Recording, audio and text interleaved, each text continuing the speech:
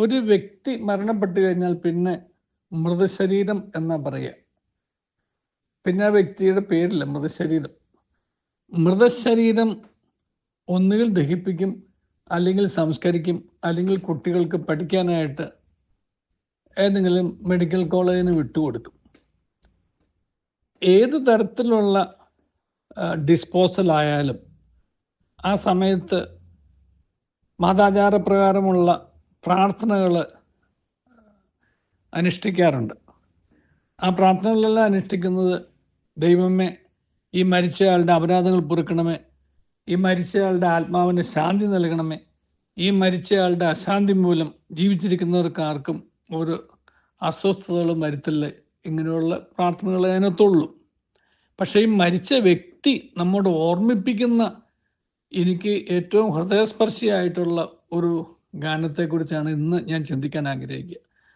അതിതാണ്: മരണം വരുമൊരു നാൾ ഓർക്കുക മർത്യ നീ, കൂടെ പോരും നിൻ ജീവിത ചെയ്തികളും, സൽകൃത്യങ്ങൾ ചെയ്യുക നീ അലസത കൂടാതെ. ഈ മരിച്ച വ്യക്തി നമ്മോട് പറയുന്നതാണ്. നമ്മൾ മരിച്ച വ്യക്തിയെ യാത്ര അയക്കാനായിട്ട്, മൃതശരീരത്തെ അടക്കം ചെയ്യാനോ അതുപോലെ ക്രിമേറ്റ് ചെയ്യാനോ അല്ലെങ്കിൽ വിട്ടുകൊടുക്കാനോ ഒക്കെ പോകുന്ന സമയത്ത് പാടുന്ന പാട്ടിൽപ്പെട്ടതാണിത്.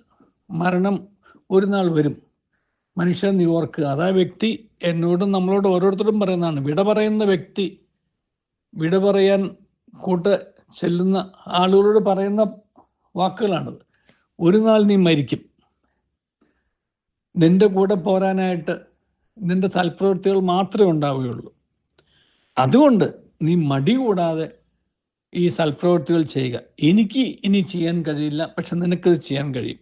നിന്റെ കൂടെ പോരാനായിട്ട് അത് മാത്രമേ ഉണ്ടാവുള്ളൂ എന്ന് നിന്നെ ഓർമ്മപ്പെടുത്താൻ ഞാൻ ആഗ്രഹിക്കുന്നു. ഇതാണ് മരിച്ച വ്യക്തി നമ്മോട് പറയുന്നത്. ഈ മഹാനായ അലക്സാണ്ടർ ഈ ലോകം മുഴുവൻ വെട്ടിപ്പിടിച്ചു കഴിഞ്ഞിട്ട് അദ്ദേഹത്തിന് ഒരു കാര്യം മനസ്സിലായി: ഇതൊന്നും കൊണ്ടുപോകാൻ പറ്റില്ല എന്ന്. അതുകൊണ്ടാണല്ലോ അദ്ദേഹത്തിൻ്റെ മരണപത്രത്തിൽ എഴുതി വെച്ചു, എൻ്റെ മൃതശരീര യാത്രയിൽ താൻ വാരിക്കൂട്ടിയ സ്വർണ്ണം എല്ലാം റോട്ടിൽ വിതറണം, കാരണം അതിന് രത്നങ്ങളൊക്കെ വിതറണം. ഇതിനൊക്കെ ഇത്രയും വിലയുള്ളൂ എന്ന് ലോകം തിരിച്ചറിയണം. ഒന്ന്.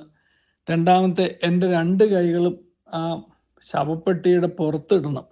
കാരണം ഈ മലർന്നു കിടക്കുന്ന കൈകൾ കാണുമ്പോൾ ആളുകൾ മനസ്സിലാക്കണം, എൻ്റെ കയ്യിൽ ഞാൻ ഒന്നും കൊണ്ടുപോകുന്നില്ല എന്നും എനിക്കൊന്നും കൊണ്ടുപോകാൻ കഴിയില്ല എന്നും ജനങ്ങൾ തിരിച്ചറിയണം. അങ്ങനെ വെറും കൈയോടെ വന്ന് വെറും കൈയോടെ ഉള്ള മടക്കമാണ് ഈ മരണം എന്നുള്ള ഒരു തിരിച്ചറിവും, അങ്ങനെ വെറും കൈയോടെ മടങ്ങേണ്ടി വരും എന്നുള്ള ഒരു ബോധവും, അങ്ങനെ അത് എന്ന് വേണമെങ്കിലും സംഭവിക്കാമെന്നുള്ള തിരിച്ചറിവും നമുക്കുണ്ടാകുമ്പോൾ നമുക്ക് ഈ മടി കൂടാതെ അല്ലെങ്കിൽ അലസത കൂടാതെ ബുദ്ധിമുട്ട് കൂടാതെ ഒക്കെ പറ്റുന്നിടത്തോളം സൽകൃത്യങ്ങൾ ചെയ്യാനാവും. കാരണം സൽകൃത്യങ്ങളിലൂടെ മാത്രമേ നമുക്ക് ദൈവത്തെ പ്രസാദിപ്പിക്കാൻ സാധിക്കുകയുള്ളൂ.